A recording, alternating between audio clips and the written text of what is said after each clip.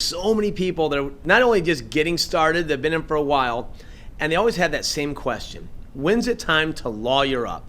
When do I stop doing my own stuff and taking my 3-ring binder of the forms I got in my weekend boot camp and actually get an attorney to do stuff?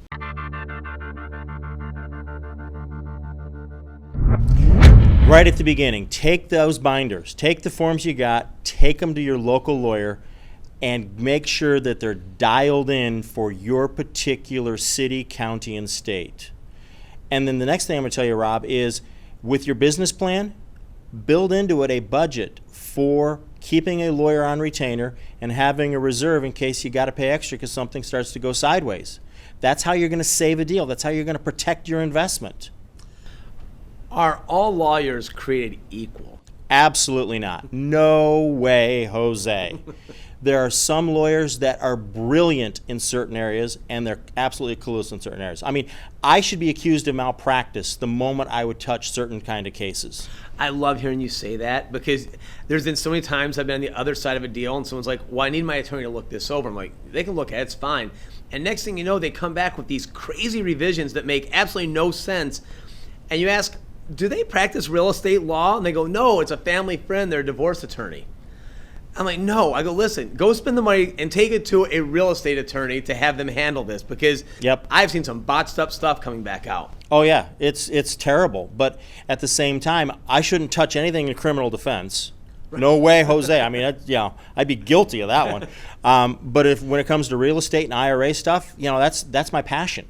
That's what I dialed in on over the last 25 years. So would it be a good idea, do you believe, that when someone's interviewing attorneys, not just ask their specialty, ask maybe over the last 5 years what type of continuing legal education they've taken to keep up with their credits? That's a great question to ask when you're interviewing, because the reason I love that question is you've shifted the whole mindset. You're making sure that attorney is good enough to be brought on as part of your team. You're not there hat in hand begging, oh, please, lawyer, help me. No, lawyer, are you good enough to be on my team? So CLE question, continuing legal education, great question. Also ask them, hey, by any chance, how many other investors do you represent? Right. Do you do any investing yourself? Great questions. Those are some things you should ask. You'd be amazed at what you'll get for answers. I've always found that some attorneys will love, and I'm not throwing off on attorneys, but some attorneys will love to switch things and change things just to change them. I mean, just to make some sort of justification for their billing. Yes. And I'm like, I've always wanted to take an attorney and have them draft a document for me, bring it back a year later, get rid of their name at the bottom and say, I was given this, what do you think about it?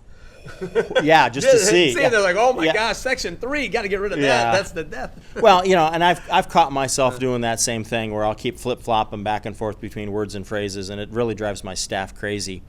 But the thing I want to give you another big takeaway, and Greg Clement paid me this compliment a long time ago, and I've really kept it close to heart. Greg says, Watson, not only do you come, he says, I'll come to you with an idea, and you'll tell me, no, you can't do that way. But here's how you can do it. So if you find a lawyer that says you can't do that, then you go, well, how can I do it?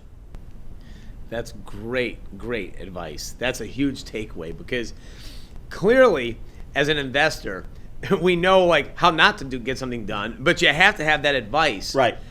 And that's what I always say is when people are going through the weekend coaching classes and everything else, that's fine. That's a great baseline.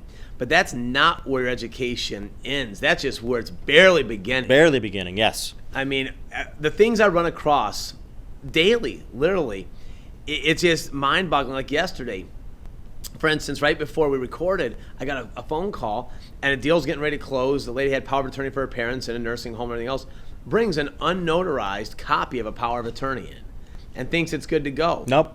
And everyone's so surprised except for the title agent and me. Is like, no, you actually have to have a legit notarized document, but there's no weekend class that's going to teach you that.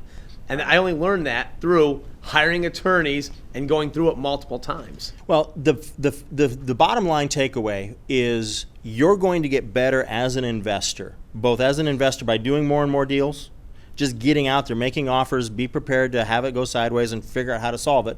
But you're also going to get better as you solve more problems and see and encounter more things. And don't think that you're always going to be locked in with the same lawyer, because some lawyers are only good at certain things.